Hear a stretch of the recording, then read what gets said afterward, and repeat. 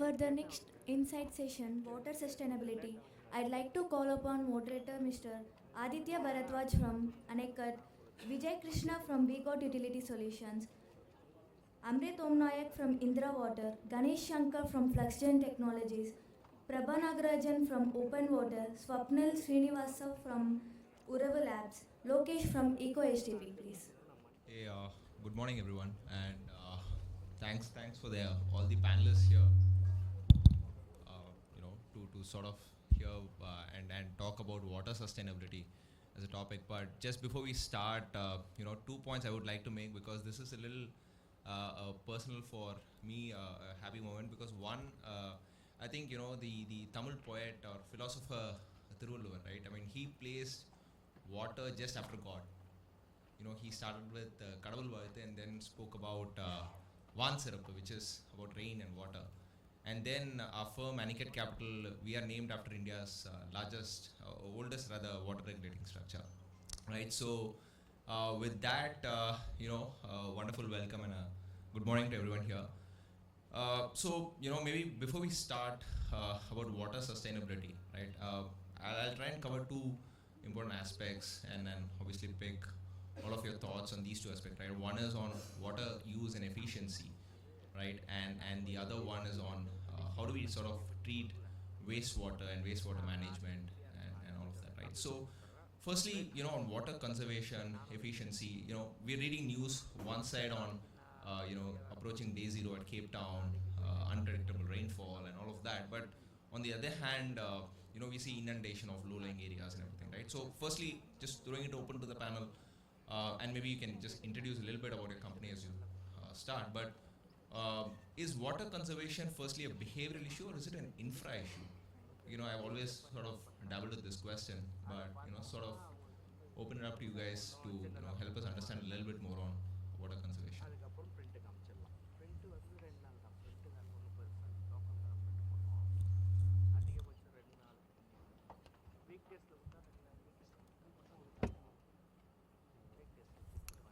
Hello. Yeah. Let me start. I come from Eco HTP Technologies. We are a biomimicry-based sewage treatment technology, basically using the digestive system of the cow as a principal methodology for treating sewage water. So now, particularly to your question on is it an infra issue or is it a behavioral issue? To answer that, a couple of things. See, one is, I would say it's infra issue to maximum extent, and then comes the behavioral issue. So let me give a clear analogy as to why it's an infra issue. See, I've been coming to Chennai for almost 30, 40 years now.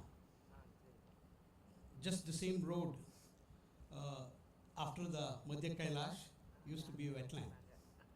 There was no institutions, there was no Wipro or TCS or Cognizant, no campus, it was pure earth there, okay?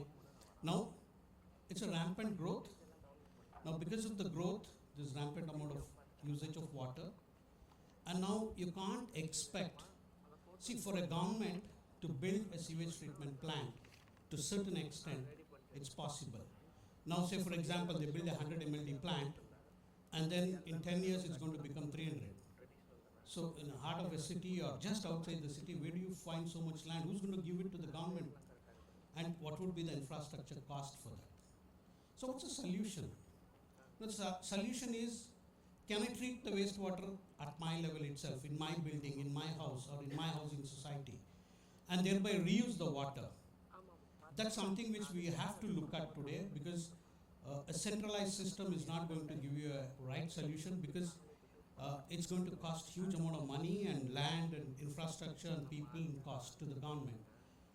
So the other way around in terms of infrastructure is, can I do a decentralized system where I use less energy, zero chemicals or zero power? So that's exactly what we try to do. In terms of behavior, yes, today most of the builders or most of the houses, universities, colleges, they all have sewage treatment plant, but they use huge amount of energy. Because there are only two technologies available today. One is you blow air through the fecal matter, allow the sludge to settle in, you take the clarified water out, you sieve it, and then you reuse the water. That's 99.9% of the world uses that. The other technology is an aerobic or plant-based solution or a biomimicry-based solution where you don't need all of these. So that's something which is more nature-based. But this is where the behavior needs to change. People should try to adopt into getting into a decentralized solution which is going to be helpful on a long run. Right, thank you. So maybe Vijay, so you're sort of doing smart water meters. So what are your thoughts? Like at a residential level, again, do you see this as a behavior issue, or is it an infra issue? Are people ready to adopt newer technologies for conserving water? Yeah, thank you. I'm Vijay. I represent VGOT. So we are a smart IoT water management company. So we try to make buildings more water aware by installing sensors at the inlet points and giving data to the users in real time. So to answer your question, we are trying to bring about behavioral change by bringing out data to your water usage. But for that, you need infrastructure to be in place, because without a feedback, let's say if you need a behavioral change, we need to tell you how much water you've used. I need to know how much water I've used for my bath. How much is my washing machine consuming, so that I can take action based on the data. So that is where we are coming in, where we are trying to provide the infrastructure to give you the data to bring about the behavioral change. So wherever we have installed, we have seen close to 30 to 50% reduction in water usage before and after our installation. So comes down to two different things. One is the major part of the reduction happens because you start paying for what you consume. That is almost non-existent in India, whereas in all the Western countries, it's by default you pay for your water like your electricity. In India, it's almost non-existent, where you just pay a flat rate. You don't pay for water according to your usage. That's what we are trying to bring in also. And another part is because of the data, you'll automatically know where you're using and where the water is getting wasted, and you tend to change your behavior and reduce further from whatever you would do just by paying for water. So these are two things. Behavioral change is important, but that's driven only by infrastructure, where we're able to provide you with the data that you can take action upon. So, got it. Thanks. Amrit, so would you want to add something to that? At Indra Water, we're also building sort of effluent treatment plants, waste treatment plants. Yeah, thank you. Good morning, everyone. I'm Amrit from Indra Water, and our perspective to water treatment is trying to do things electrically. We wanted to fill in the gaps that conventional technology had, especially with regards to variations in wastewater quality that comes at the inlet. And these variations are the primary contributors to wastewater infrastructure breaking down frequently. So we felt an electrically driven system could respond to these challenges better, and that's what we have actually done. And I agree with both of them here who have said that behavioral change is required. But I would also like to add that behavioral change is possible when you're able to show unit economics there, which we have seen at Indra. So earlier, people either due to scarcity of water or due to compliance issues, they had to depend on a lot of different measures to manage their wastewater. And they could not even run their businesses continuously. So by the ability to reuse water, and most of the time we're talking about infrastructure that is too large to put in there. So a lot of factories, even if they're facing scarcity issues or are plagued by compliance issues, they do not have a way to actually fit in things, new technology inside. So if you're able to fit into their scheme of things and show them that by doing this, you're improving your cash flows, that is a benefit of the unit economics that they have, then the behavioral change automatically comes in. because ultimately business is driven by its ability to generate more money. So that is what I would like to add, that in terms of technology, all technology will become more and more, the adoption rates will go up if we are able to have this aspect, and we have to reflect that with data. Got it. So just Swapnil, so you're sort of working, generating, water from thin air, right? And renewable water from thin air, and some of your customers could be these large corporates. So how is this adoption cycle for these newer technologies from larger corporates? What are your thoughts around that? Good morning, everyone. This is Swapnil from Uravu Labs. So coming to your question, I think I would like to give an analogy where Romans actually built these aqueducts many thousands of years ago, and that started the water infrastructure as a term as such. Because before that we were just building towns near rivers. There was no set system to do this, and that drove a lot of behavior change in terms of what you can do with the new infra. Like you can set up houses much more closer to each other. You can build a sewer system, and you can draw water from many miles away. And a lot of cities have grown in that same concept, and now you have metros and even large parts of the world relying on an infrastructure. But now, because of the changing environment, the needs have evolved. And as my colleague from EcoSTP was also speaking, like how do you manage cities waste if you keep on increasing that requirement, but then you don't have the infra to do that. So I think a lot of new technologies and new innovations have come up, but it's driven by behavior when you want to actually deploy and engage. So when we speak to corporations also, so 5-10 years back, there was no sustainability agenda, right? It was not that much driven. Now it's on top of the line items where sustainability and purpose-driven business models are the norm or are becoming the norm. So infrastructure and behavior both are helping in driving adoption. And for us, especially in a new sector, which is a much more newer technology, so convincing from the behavior side, again, boils down to unit economics. But then we also have that kind of notion that are they also bringing new innovations in place, which keeps that corporations ahead in terms of addressing their sustainability issues, but also in terms of showcasing that they're building or supporting the next generation of infrastructure. Got it. Maybe we'll just quickly move to Prabha. So your company has mobile. So Open Water has mobile water treatment units, right? So again, you're closer to the ground. You know what's happening. How are you seeing this behavioral change at grassroots level? Are people sort of coming across to sort of use these water treatment plants? What are your thoughts on that? First of all, good morning, everybody. Very happy to be here today. So, on your question, we do see that a larger sector of population is very aware about water sustainability and the need for it. But then the lack of appropriate technologies or ease of adoption, is a barrier to implementing it. So there are rules, but ground implementation has to be enabled by easier or innovative technologies that enables the adoption. And the customer behavior has to change, like everybody has pointed out. So far it has been, wastewater is a problem that has been dealt by the government. It's a service provided by the government. Nobody thinks of wastewater as a problem that they need to solve. And the legislation is driving it, and people are willing to adopt given an appropriate technology. And what has happened is the mandate to treat wastewater at point of source is there, but then conventional technologies, when scaled down to that level, have operational complexities and reliability issues that need to be solved by technological innovations. And that's where we have innovated.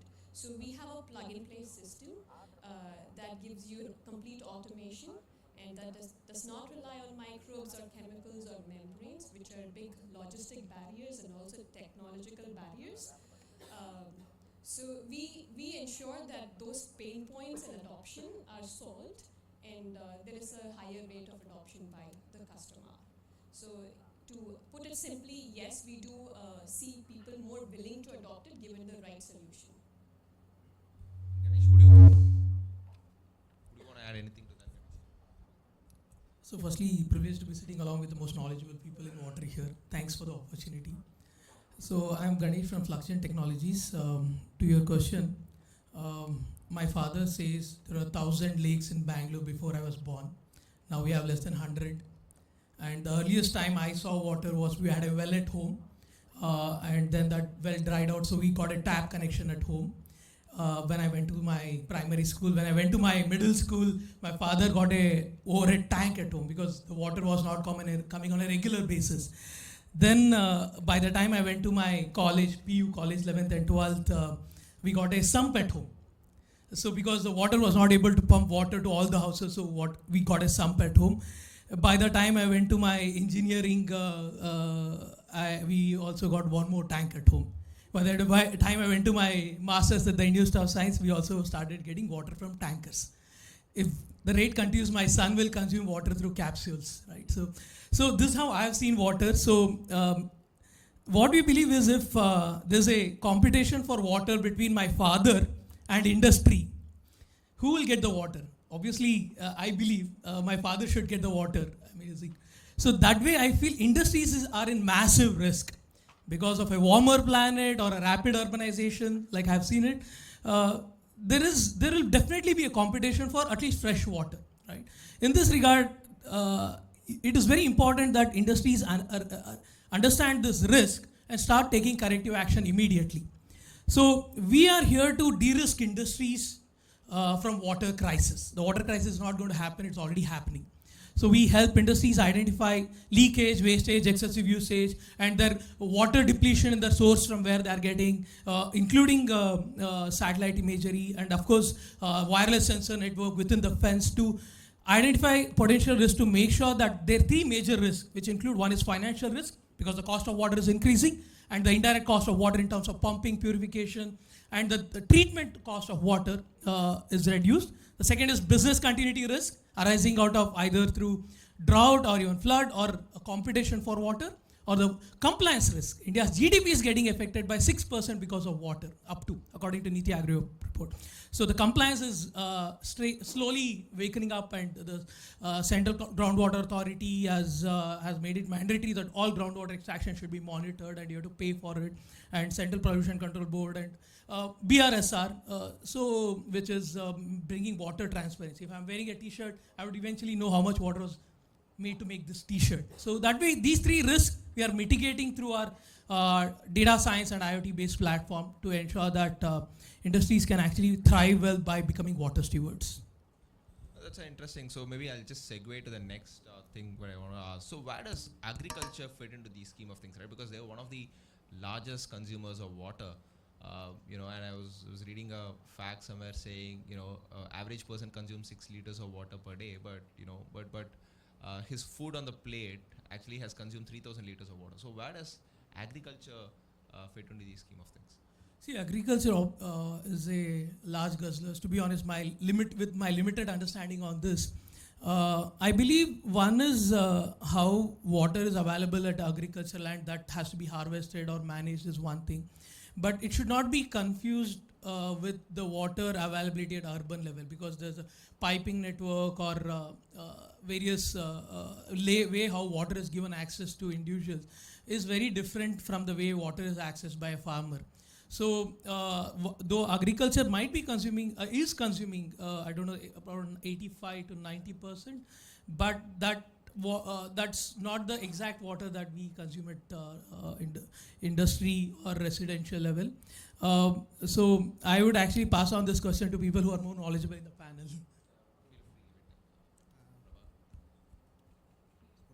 So again, I don't think we have worked in agriculture as much as maybe someone else.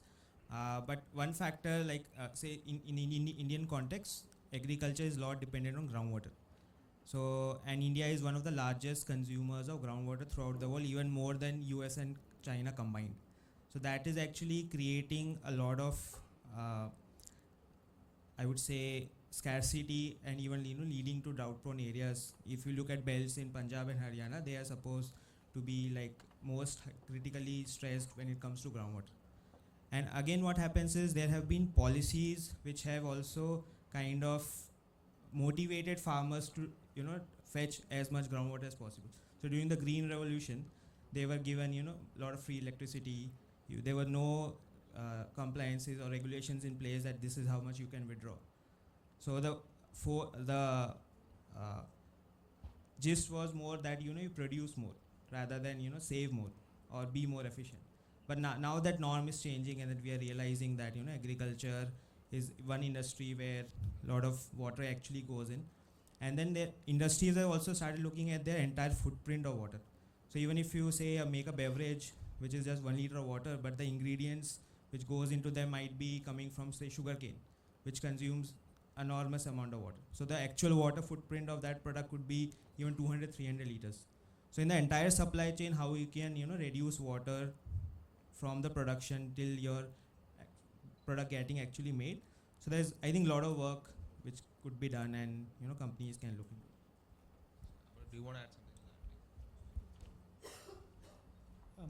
that? I think they've touched upon other points, but what I would say is like at least from our point of view, it's more for the business side. So as it is water, the investment on the water side for water companies, it's difficult to come by, and we are, I think, focusing on cities where at least we have a business model to project.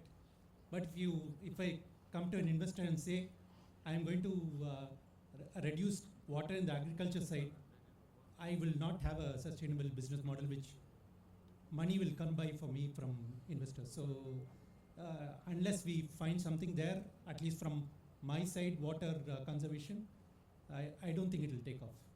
Got it. I think economics sort of plays a big role there. For you guys, just when you are finishing speaking with your mic, can you just cut it off? I think the sound is coming because of that. If any of you is having it on while the other is speaking. Yeah, thanks. So yeah, I think economics sort of, you know, dwells over all these kind of things. But quickly on water treatment and management, right? So I think the Tamil Nadu Pollution Control Board recently said, like, you know, even apartments with less than 20,000 square feet should have these water treatment, sewage treatment plants, right? So what's the role of government in this, right? So how are they are they pushing these policies, or is it just that, are there other sustainable ways to sort of make people adopt this without the government pushing? Because government pushing is always top down and takes time for people to adopt and then comply, and there is always a compliance cycle. But if people start adopting, are there other reward mechanisms for people to start adopting these kind of So yes, the government is taking measures so that people would adopt these technologies more and more. From the customer's perspective, there is no direct reward other than penalties that then you are forced to take measures. Otherwise, there are other measures that the government is taking. You are referring to what measures the government is taking. So some of the measures that are in place is that there are regular inspections, and the apartment, when they treat water, they don't know what to do with the water, and it's mostly then you don't find a value for what's happening and you don't adopt those measures. So there is another law in place which makes sure that apartments have to reuse the water on site and not discharge it. And then you're forced to kind of have good measures in place to have good treatment technologies and then use water on site. Other than that, I don't know any other strict measures adopted from a legislative point of view to ensure these happen. In the industries, it's very stringent, but at the domestic sector, I think due to lack of proper adoption policies, it's not very, it's not stringent as of now. and maybe sure. So, to add to the point, see, government has provided a lot of incentives. I mean, like say for example, today Ministry of Jal Shakti or Amrut 2, they have good amount of support to the startups. In fact, they also provided, in fact, we are part of the Amrut, we got a grant to build a small sewage treatment plant for one of the government, just as a showcase thing. But apart from that, there is a considerable change within the government's thinking. Say, for example, I can quote from government of Karnataka itself. Say, if, the rural drinking and water sanitation department, today they are trying to adopt sewage treatment for most of the villages, small towns, where there is UGD, I mean underground drainage system. The whole thought process is, earlier you just build a soak pit and the entire thing goes down and it, see, when I was a kid I used to drink water from the, like he rightly said, I used to drink water from the well. Today I ask my kid, in fact, I come from Bangalore, where I stay very close to the Bangalore University campus. When I told my son I used to swim here, he started laughing. I mean, that's so sad. It was Rushbavati River. And when I told him it was so pristine 30 years back, I couldn't believe. I mean, he started laughing at me. He said, "Don't tell me you come home smelling." So that's the amount of degradation we have done. But yes, government has woken up and now they're trying to see if they can adopt it at a village level or a school level or a community level. Yes, they're doing it, but is it at the pace it has to happen? I don't think so. Yeah, I mean, after 70 years of our independence, we finally had one specific ministry for water, Jal Shakti. Unfortunately, it was not there at all earlier. So there is definitely an understanding that water is a priority. As he said, Amrut 2.0 is encouraging 75 startups in India help the problem of water in our country, whether it is Ministry of Housing and Urban Affairs. So, and also the fact that now water sustainability is becoming important not just within the fence for corporates. The government is enforcing water sustainability outside the fence as well. So now the people, I mean the industries which are actually large guzzlers are mandated to become say 5 or 10 times water positive. That's only possible through these rejuvenating ponds or lakes. But yeah, I think there has to be a way to measure some of these activities such that it is quantified and make sure that it is reported to making sure the water security of our country is reached. That's something that I would want to add. And talking about this, how does this sort of change at an industrial level? Are industries more open to sort of adopt other reward mechanisms in place for these large companies, manufacturing plants, and so on? So when you're looking at the industrial level, pretty much the government has done one interesting thing. Most industries have their wastewater treatment facilities which are up for renewal now, the licenses to operate. So the government is strictly regulating any increase in uptake. That is, if they had a permit for a certain amount of water, now the increase in permit has to be justified, and most of the time that permit is not being granted. The second part is, I know for a fact that on the outskirts of Mumbai, Navi Mumbai, the industrial zones, every factory at its discharge outlet, its pollutant data is being monitored. Now, this is the first step actually. In fact, till date in India, when people were paying for wastewater, especially industries were paying for the wastewater treatment to a common effluent treatment plant, they were being charged for volume. But the same industrial zone had a pharmaceutical plant and had a textile plant. And I have had a textile customer kind of tell me that I am paying for diluting his water, because the textile customer's pollution level is way lower than a pharma guy. So we were never charging people on the basis of pollutant load. So monitoring that data was the first step to that. Now regulating uptake is preventing companies from actually expanding. Thereby it becomes much more important for them to actually start moving towards zero liquid discharge, where decentralization also comes in along with the data monitoring part. So data monitoring is allowing you to start moving towards regulating pollution and charging people for the pollutant content. And the ability to have continuity of business by zero liquid discharge, where you're kind of recirculating everything, and even if your uptake for fresh water, that permit is not increased, you could still supplement 70 to 80% of your requirements at the factory with a decentralized setup, and your requirement would actually go down, thereby freeing up more fresh water for other activities.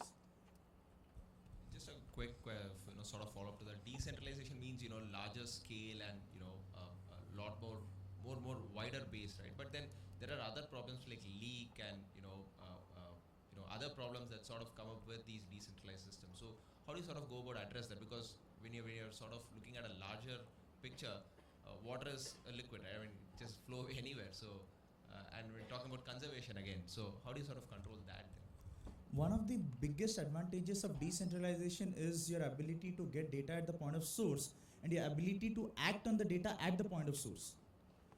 So when you're looking at a decentralized setup, you're automatically looking at a much smaller infrastructure where the tapping points are limited as well as the discharge points are limited.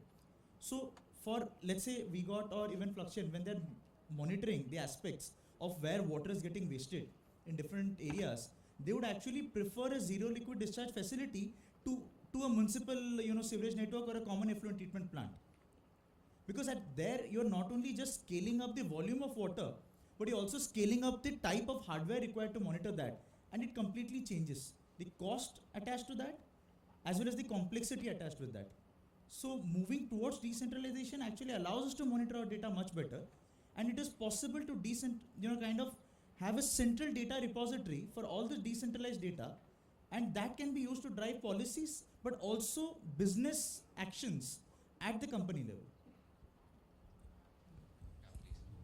So imagine just like how water as a liquid is transparent and clear.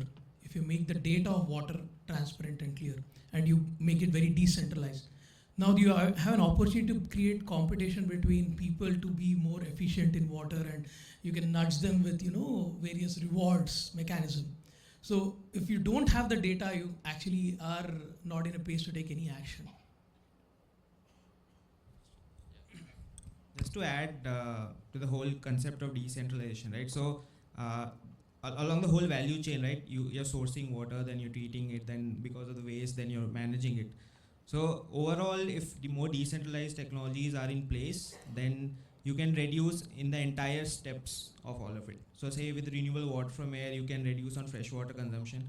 With wastewater treatment, then you can use that lot of water back and overall reduce. So instead of using say 100 liters on a daily basis, now you reduce the entire consumption to hardly 20 liters. So that's why like people sitting on this panel, end to end, there have been, there are solutions where you can set up this whole thing. So imagine a greenhouse, a very efficient greenhouse, which grows tomatoes, and instead of using say 40 liters, now you're using just 2 to 5 liters. So now you don't have to rely on an existing say groundwater source where you actually need that much water to begin with. You can shift to other technologies, use it very efficiently, then whatever waste is created, you filter it, recycle it, use it back. So it could lead to a much more efficient system, and I think that's where the future is going to. To add to all the points, see why decentralization? As I told you earlier, it's going to cost more for building a centralized system. Now decentralization helps in different ways. One example I can quote is, in my own city, where we have installed an STP. They use actually the treated water is being used for bathing. Okay, a day will come, we'll have to end up drinking. That's how we are stressing the whole system. Okay, so the idea is by decentralizing, what I'm trying to do, that particular building, instead of polluting the ground, they're treating it. And now you add tertiary treatment, and then you're trying to reuse the whole water. Thereby, your consumption has come down. In fact, they save almost 2-3 tanker lorries load of water because there's no Kaveri connection there. So they somehow have to figure out how to reduce, because it's money, right? A tanker, 3 tankers a day will cost them close to $8,000-9,000 a day. So these are all happening, okay? And Bangalore as a city will become water stressed in another 5-10 years. I don't know about Chennai, but yeah, probably yes. But the whole idea is, if we don't have a economically viable solution where I don't use huge amount of electricity, and then you have a sustainable solution which is going to give you a right result which meets the norms. I mean, end of the day, you cannot reuse the water if it's not meeting the treatment norms of your BOD, COD and whatever. But the idea is, it is happening, and we have to do it on a larger scale to be there. But thank you panelists. I think it's been a great session. Thank you. Wonderful hearing about water water sustainability and how do you sort of go about conserving water. And this facts about Bangalore actually really scares a lot of us, I'm sure. But thanks a lot for your time.